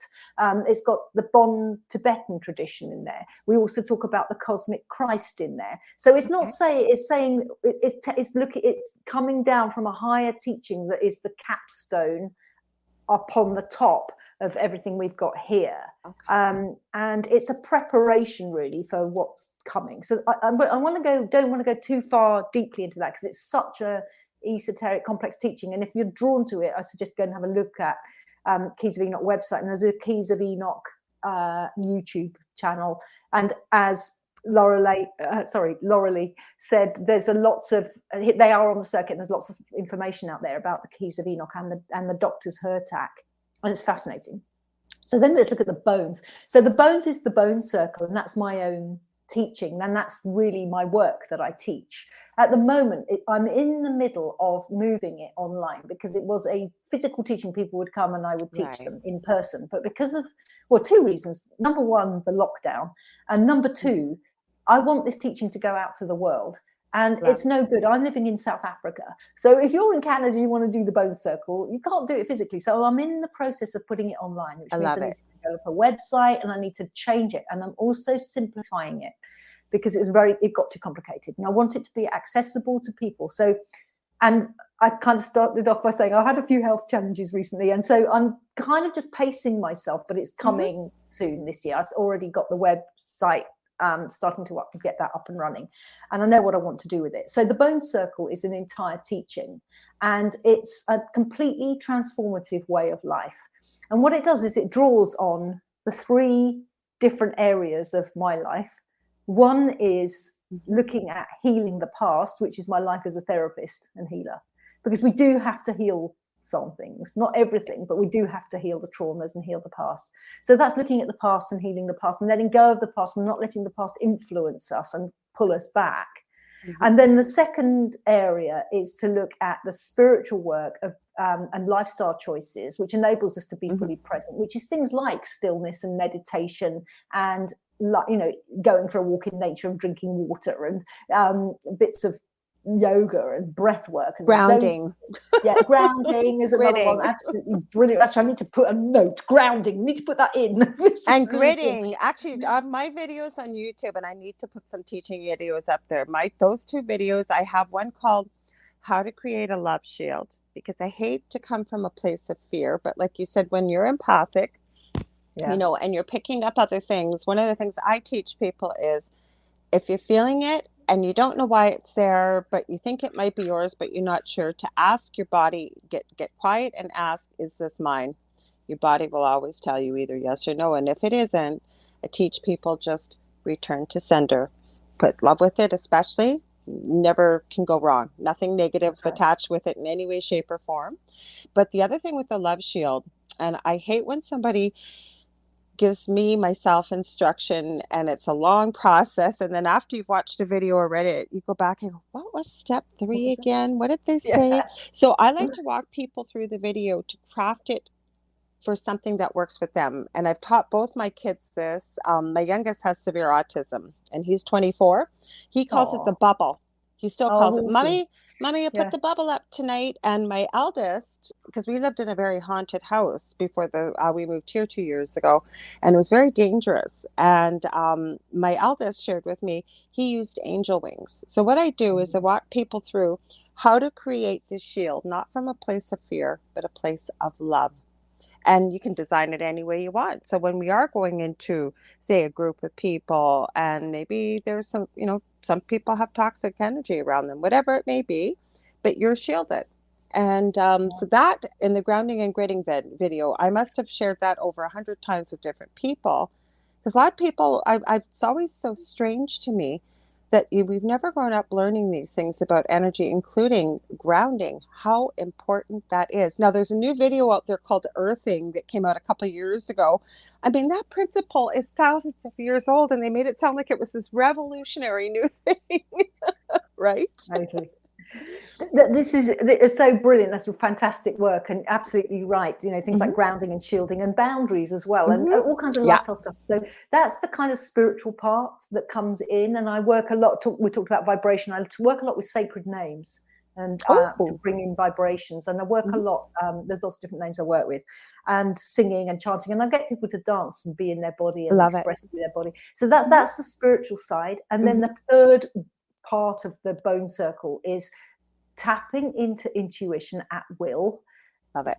And so that you can envision what you came here to create. And that doesn't have to be like, it could just be like, I don't know, a happy relationship, or being a great mom, or I don't know, it could be anything. Learning how to have fun.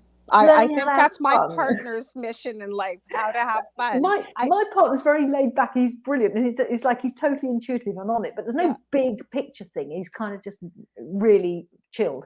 So You're asking about bones, and I'll get to it, Dave.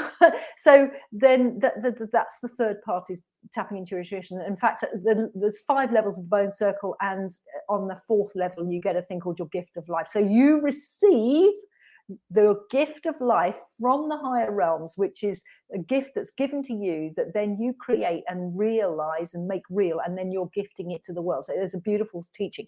The reason it's called bones is that so the whole thing, the crux of it is intuition and the spiritual mind. So when I created the training, I needed to call it something, and I didn't know what to call it. So I tuned in with my intuition, and I did it with partnership. And this is why it's a circle, because you work with other people, and there's a lot of practical experiences. Like Lorilei was saying, she walks people through that meditation so they can do it and make it simple. So there's lots and lots of practical exercises. So you have to work with others.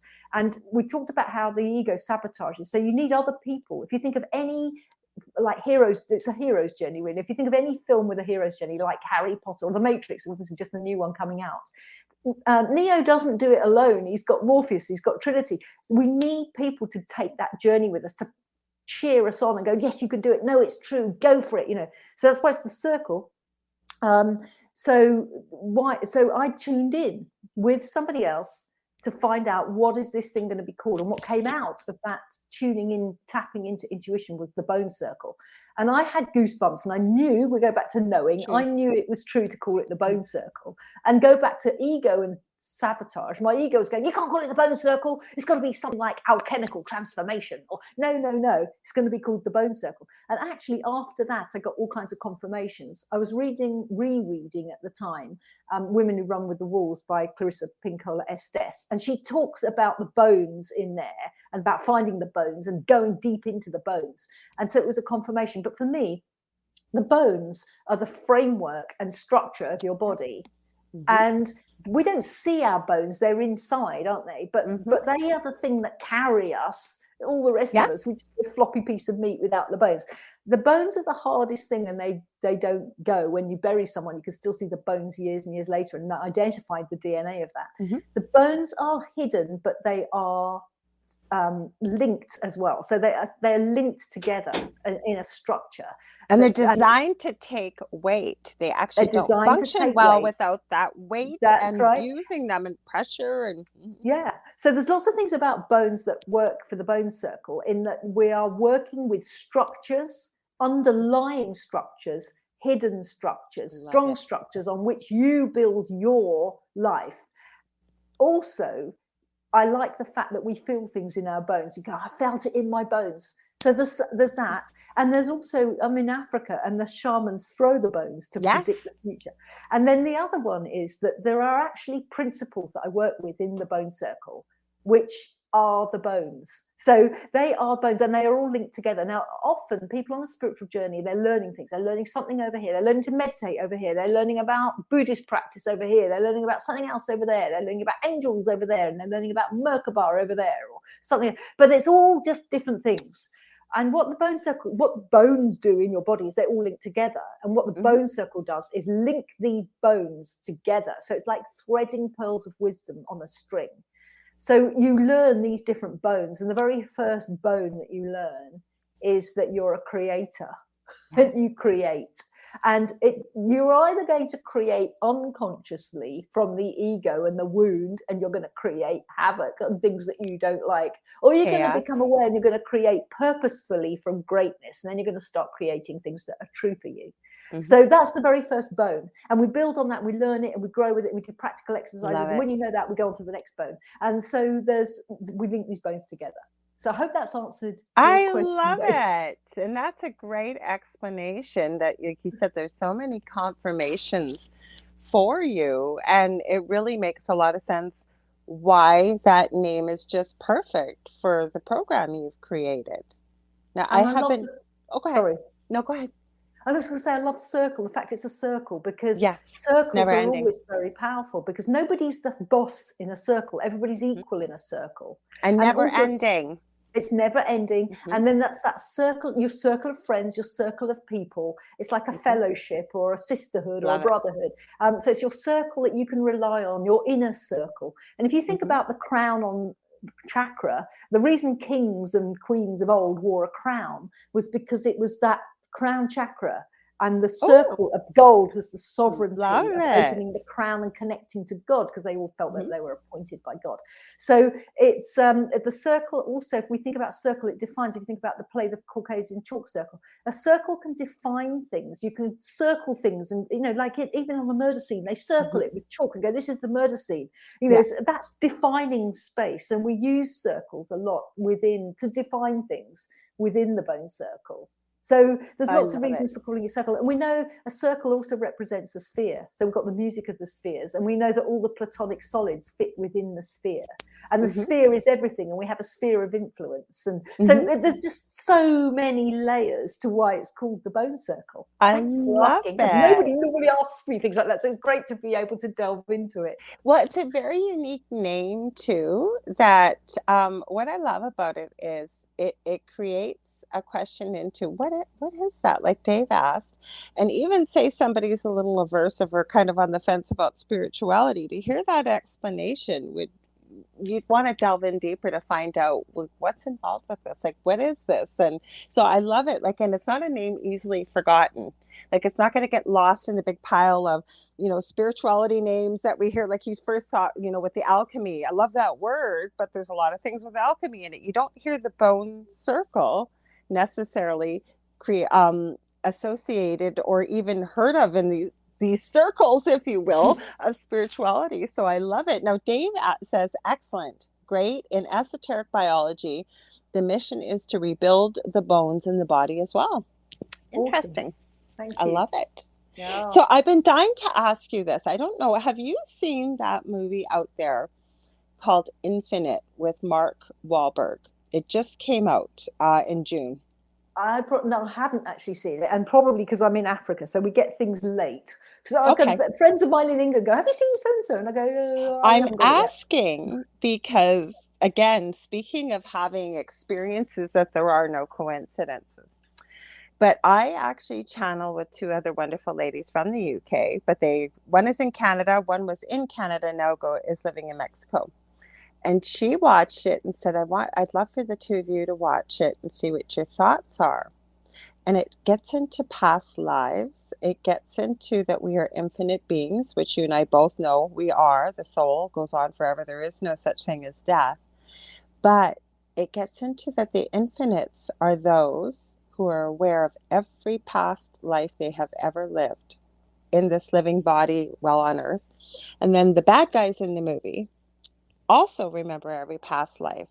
Now, the good guys choose to leave Earth in a better place than it was when they were born onto it. So when they leave this lifetime, they want the Earth to be a better place. The bad guys want the Earth to end. They want the Earth to completely end, and because they don't want to keep remembering all the past lives.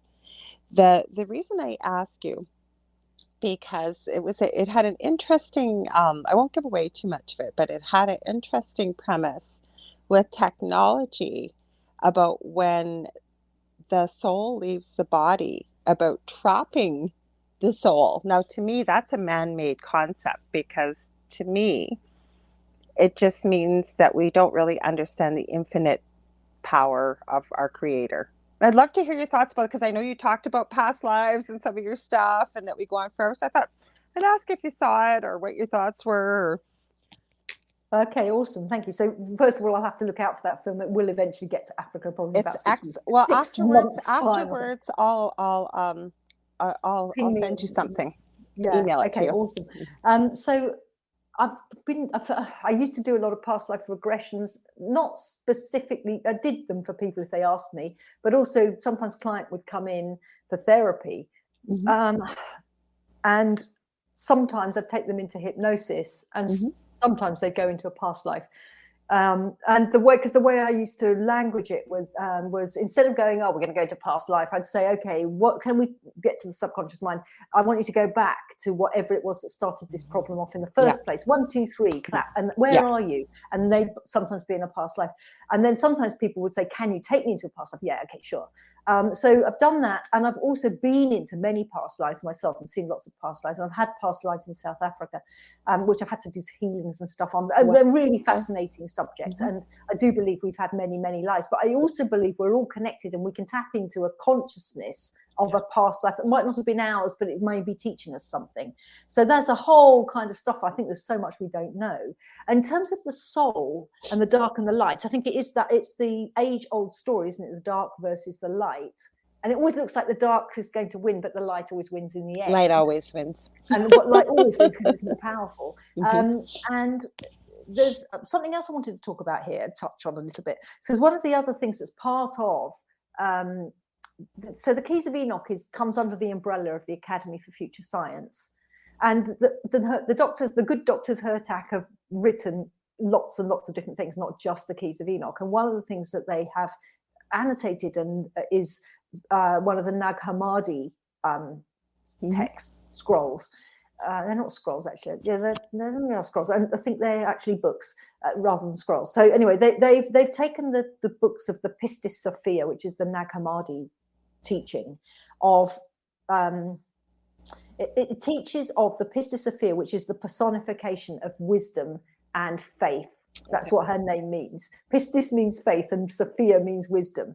And they have taken the original books and then they have explained it and done expositions on it, and there's a big fat book called the Pistis Sophia, and I'm in the process. It's taken us a couple of years, and I have there's a group every other Monday, and myself and some other teachers in the academy in South Africa have been teaching that teaching, and there's a lot in there about this dark versus light and the trappings of the soul, and what it's basically talking about in that the whole book starts with the risen Christ.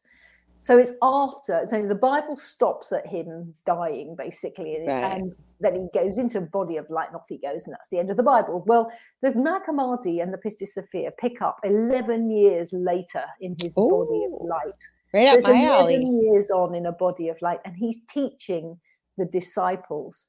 And there are women disciples, Mary Magdalene being the principal one. And Salome and the other Marys. So it's not just men. That's the other thing. And he's teaching the divine feminine, because the whole of the Pistis Sophia is about the divine feminine, because wisdom is the feminine, is divine feminine. And wisdom has got negated here. It's got blocked, and so has the feminine, and it's returning now. So he's teaching his disciples, and through a discourse, through this conversation with them. And they're asking him questions and he's answering. And through that conversation, the person that's reading it is learning a greater cosmology, a vast setting out of the many infinite heavens, for example, and spaces and eons and realms and all of these things. And so they're learning this much, much higher teaching just through reading this text, which has been around for a couple of thousand years or whatever, just under that. And so they're talking about how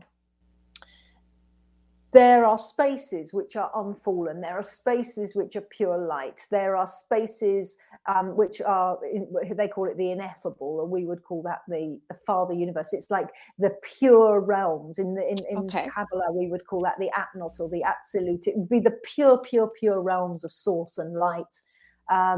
And then that emanates out, just like sun rays emanate out. And as it emanates out, the further away from source, the more we're going into darkness, so to speak. But there are still realms, even if they're on the outer edges of that emanation, which are unfallen, which are based on love and wisdom and compassion and all of the wonderful gifts of gentleness, kindness, and all of these things that we all want. And I think spiritual people crave for and want. But if we look at the story of Adam and Eve, for example, we look at the story of the fall, and we look at the story of how God creates man and woman. It actually is before Eve. He creates man and woman both alike. He creates them, and that's the Adam Kadmon, the higher blueprint of Adamic species, not just us actually. And then what happens is he asks Lucifer to bow. And he says, I've made this being in my image and similitude, in my image and likeness. In other words, we're not like, God is not like us. We are like God or goddess or source or divine or most high or whatever you want to call that. And so we have that ability to create, just as the creator created us. So too we can create. We are the offspring of the creator. So he says, no, you've got to bow to this thing. And Lucifer goes, no, I'm not bowing to that. So he's cast out with a third of the heavens, and they go off-piste, so to speak. And then there's various other falls, because then they go into the Garden of Eden, and then we got Eve, who's like a lower version, because they've already fallen away from the original Adamic blueprint. And then they've got the snake, and they've got the apple, and then they go, and it goes on, and there's all these different falls. But basically what we're doing is we're getting disconnected from that higher pure source of light. So the system of things, which is the best way of putting it, that we live in, which isn't just this planet, it's actually our local universe, if you like, on different realms, because we know it's not just physical beings that are here. We know that. So we know that there's angels, and there's paranormal things, and there's ghosts and all kinds of stuff. Oh, yes, I know. Malevolent, and you'll know that. So in this system of things, we're actually detached, like a rudderless boat that's detached from the mothership, going round in circles. We're cut off from that higher light and that higher understanding. And actually, that's why we're here, to bring in that higher light. So, Dave just said, he said he won't bow to clay bodies. Yes. So we're cut off from that light, and within the teaching of the Pistis Sophia, it talks about what's called the archons of the eons, and they are the lower gods with a small g, and they are the lower gods that create greed and war and competition and all of this. Then they're really nasty pieces of work, and we start to learn about them and who they are, and actually they're very, very powerful. They're way more powerful than we are in our current a sleeping state. As we begin to progress and awaken, and we become moved by the spirit, and we become filled with spirit and light and love, we will become more powerful than them. But at the moment, there's this whole kind of fight going on, if you like, between good and evil, between the forces of Michael, who is our defender, and these archons, these lower gods. And that's what's playing out. And it's all coming to an end now, which is why the world's going crazy, because we're coming through the end times. Well, the end times are a new beginning time to move on to a new we state. are so much on the same page here. All this stuff we're talking about. Go ahead. So anyway, within the Pistis Sophia, it talks about what happens to the souls and how the archons can get hold of the soul if it's succumbed, because it's like that devil on one shoulder and the angel on the other shoulder, and which one you're going to listen to and which way you're going to go, which is what this film is kind of talking about. Do you go towards the light to try and make the world a better place, because you want it to go into a place of love and compassion and forgiveness and gentleness and kindness and faith and all of those? Or are you here to make as much money as you can, hurt as many people as you can, greed, competition, consumption, and just screw it up for everybody because you don't want to remember all those lives? So it's kind of like it's not quite as clear cut, obviously, because we've all got both, but it's like, which path are you taking? Are you taking the upward spiral of light or the downward spiral into chaos? So what it's saying is, if you've chosen downward spirals into chaos, you have not received the mysteries, you haven't sought for the mysteries, you haven't sought for the light, then the archons, when you die, there are receivers of your soul, which are called paralemptors within that teaching, and they receive the soul. And this is really similar to the Bardo, the teachings of the Bardo, the Tibetan Book of the Dead and the Egyptian Book of the Dead as well. Every belief system has its Book of the Dead, and there's stages you go through. So within the Pistis Sophia, the archons can take that soul and torment it and cut it off, but they can never take it completely, because the soul is infinite. It can be tortured and captured and all of those things, but it can be released, which is why when people pass over, we do like prayers or ceremonies or things for the soul, even if you just light a candle and ask for that soul to rest in peace. The Jewish tradition do the Psalms, which is our Book of the Dead. We can work with sacred names, but when we do prayers for those who've passed, we're actually making sure that they can go past all these lower gods that would torment their souls, so they can go straight into the light So that's a whole teaching, and I think it's very much in alignment, by the sounds of it, with this film about the dark and the light, and with what we know about the infinite soul. So the soul is infinite, and the soul can't really be damaged or anything. But we get damaged, and then that trauma carries on into the next life. But we can clean and clear all of that at the soul level. It's pure joy and pure No, light. I agree with you because I believe I had a near-death experience as a toddler, but I've always been drawn to them. Wow. I have studied them for over 40 years, professionally as well as personally. I also say in my career early on, I was so blessed to be there at the beginning of life hundreds of times. I worked in the NICU, labor and delivery, and the maternity ward. Then I worked out in the community. I was a community visiting nurse and did a lot of high tech stuff and things that was very exciting. It wasn't quite critical care. But I think the most rewarding part for me, and I almost didn't take the job, was I worked on my own in the most dangerous, low income part of our city, murder, drugs, prostitution, the destitute of the destitute, homeless. And I thank God for that because that was one of life's biggest teachers for me, including, though, I always said I've always felt so deeply honored to have families ask me to be there as their loved one transitions back home, as I call it, terminally ill. And I think some of the biggest lessons, and I talk about this lots on my show, that, I've looked after people from all walks of life, and there's been many wealthy people. And I can tell you 95% of people have so many regrets because they realize that all that money that they strove to create or make or, you know, that and not following their dreams, when I have enough money in the bank or when I retire or when I lose that 30 pounds or the things people mostly regretted was they never told the people around them how much they loved them, and they wish they would have told them many times a day. That they would have spent more time with family, they would have spent more time laughing and enjoy. But I don't think I ever met one person that was, ruined that they didn't make enough money or they didn't have a big enough house, or they just realized, like, the old saying, you can't take it with you. Some of life's greatest lessons, I'll tell you, I learned as a nurse, and I can't go back with my back the way it is, but I'm still, very active in other parts of nursing, just even with what I'm doing now. But it was really great lessons that life taught me. I seen you writing something down, so I'd love to hear your thoughts on that.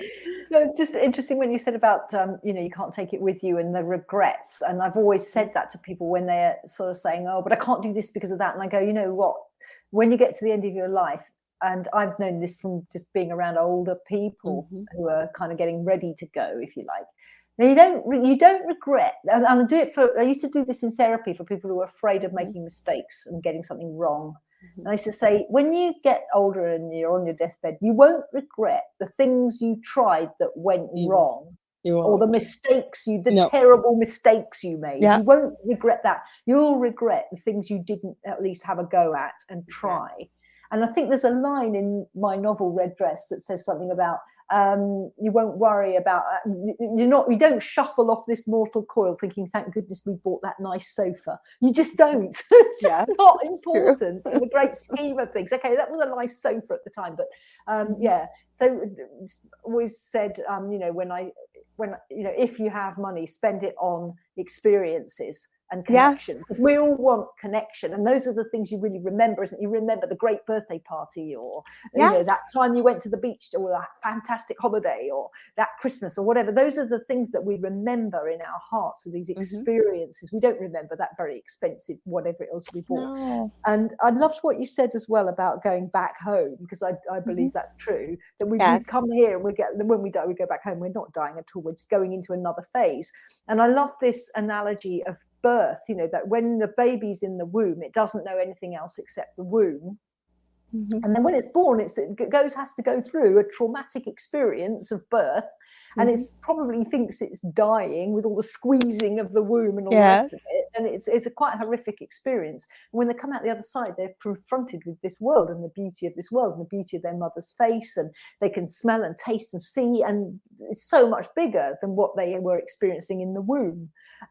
They have to come out there comfort zone of the womb to come into the world. But then I think when you're an innocent child, innocent baby, before anything's happened, you're in wonder and awe and bliss. And we can and they have that look, I can tell you. Well, you're a mother as well, but even as a nurse, and you've got this little one that was born early and sick, and their eyes are like, I don't know if I could read their thoughts, but it's like, where am I? What's happening? Why? I've never felt things like this before. It was just incredible. I wanted to share very quickly. I'm writing 3 books as well, but my third one is collecting mostly experiences from nurses, first responders too, but sharing these stories of the incredible, amazing, phenomenal things that we witness when we're at the bedside with patients, especially as they transition out of this lifetime, and talking about something called the gift. Now, on our next conversation, I'll have to explain that, because I want you to finish your thoughts there. We've got a few more minutes, only it goes by too quick. It does. It's gone so quickly. We've still got so much to talk about. I'll have to come back. So there's a couple of other things I was going to say. So when we're transitioning and passing, rather than think of it as the death and the end and it's final, think of it as you're birthing. You're going through another birth. You're birthing through the womb of space and time into something awe-inspiring. And you think about how light the world is compared to what it must be like in the womb. Imagine that again when you're passing, you're going to go into a much lighter place. So it can be exciting. I remember a friend of mine from England who was very, very psychic, and when she was a kid, she used to live in a place where there was a lot of old people, and she'd say to her mum, "Oh, Mrs. Jones at number 9, when she dies next week," and her mum would go, "No, you can't say that. You can't say that." And she said, "No, but they've got a big party ready for her." It is. And so I do think we have to reframe this. We're not just we don't just finish. It's not like we're on the scrap heap. No, we're going into something way beyond. And I think there's enough past near-death experiences being documented for us to know that. But there was a couple of other things I just wanted to chip in with. And one was when you talked about laughter and joy. And I do think laughter and joy are so important in life. Laughter really is one of the best medicines. And we always say, when there's laughter, the Shekinah is presence, and the Shekinah is the divine feminine presence of the Godhead or the divine, and that brings this laughter and this joy.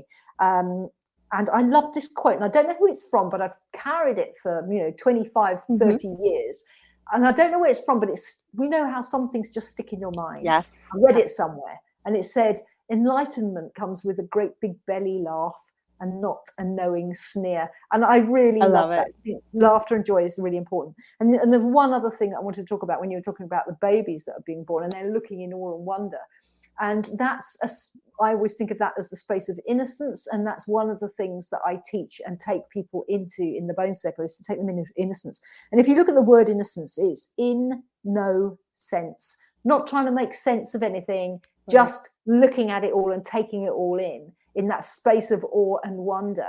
And that's when we can really, really connect to that greatness, to that greater self. So I just love it. We are almost out of time. Where can people find you? And Bridget, I know we're going to be friends. Like when I was reading those notes, I don't usually go through them, but like I said, I had a few minutes. I thought, I'm just going to go over this. And I was seeing little phrases of things I say or I do. And I thought, oh my goodness. But the beautiful thing about that is, I call it evidential proof, right? You know that we're getting it from source. When you live in South Africa and I live in Canada, we've never really met till tonight, like on video, and we're saying the exact same things, right? I've got goosebumps because that's what I say to people. I say, if different people across the world are getting the same thing, it's because we're getting it. It's almost like tapping into the cloud, isn't it? But it's like it's the spiritual cloud, not the eye cloud, or the we're tapping into this higher consciousness field, and we're bringing through the same things, just in a slightly different way, with slightly different words, but we're all getting that same message coming through, and it's confirmation that we're on the right track. So how can people get a hold of you? What if people wanted to connect once you're online with the Bone Circle? Where can they buy red dress? Like all of these things. How can they get all of the above? Okay, thank you so much. So the best place to probably start is my website, which is bridgetfinklaire.com, for Freddie, Inklaire, bridgetfinklaire.com is my website, and that will lead you to where you can get the book and also a bit about the Bone Circle. The book is available virtually anywhere that books are sold. So you can get it online as an ebook. You can get it as a paperback. You can buy it from Amazon. You can get it anywhere. The best place to actually go is probably johnhuntpublishing.com, which is the publisher. So johnhuntpublishing.com, if you Google Red Dress or a novel, I think it's called Red Dress, a novel in the US, or Bridget Finklaire, you'll find a page with my book on it, and you'll see all the reviews on there and the write-ups, and you'll also see links to buy it either in America or Europe if you're in Europe, and either ebook version or paperback, so you can get it anywhere. With the Bone Circle, the website is not live yet, but it is called theboncircle.com. It has got the. So it's coming. It's coming. Yeah, so theboncircle.com is coming. You can also find me on social media. I asked that on Facebook, there is an author page for me. I have a personal page, but it's getting quite full. So do find me as Bridget Finklaire, author and spiritual teacher on Facebook. I'm also on LinkedIn, Instagram, and Twitter. Bridget Finklaire. I didn't look you up on Twitter. I tagged you on Instagram, and I saw just as I came on this evening. I saw. And interestingly, you were saying that you were looking at my notes, because just before I kind of got like groggy, and it was 5 to 4 or something in the morning, and I thought I'll just have a quick look, and I had a quick look at your Facebook profile, and I had a similar thing. I was going, oh, she does this. Oh, she does crystal. Oh, she does that. Yes. We have so much to talk about. Absolutely. We do. Completely. You know what? Gavin has introduced me to the most wonderful, wonderful people. So thank you, Gavin Lee Davies. If you're watching or you're hearing this, I know he'll probably pop in. Gavin's a star. Thank you, Gavin. He's a sweetheart. And I want to thank everybody who's here. Dave, you had great questions. Zach, I know you were listening in the background. Those other people, Michelle Million, so probably people on my Facebook page that have commented, I'll see after the show. We go out to all kinds of countries live, so just YouTube's our newer venue, and just because we don't see them on social media, they're on all different servers and platforms, and I think Joe said my show goes up to like 160 different countries, live, and then anywhere where talk radio or podcasts are carried, you can find all of our episodes from UPRN, not just my show. There's shows for everybody on there, so make sure you check them out, folks. So we're talking iTunes, iHeartRadio, Spotify, Spreaker, Podbean, you name it, you can find us on there. If you want to get a hold of me, you can reach out to me on facebook.com/The Angel Rock. I have 2 groups on Facebook, Paranormal University for all things on the paranormal realm, and then the Angel Rocker Tribe for many of the things we just talked about tonight. And as you can tell, it's my passion too. So thank you so much for being here. I am going to give our fellow truckers a huge shout out like I did at the beginning of the show.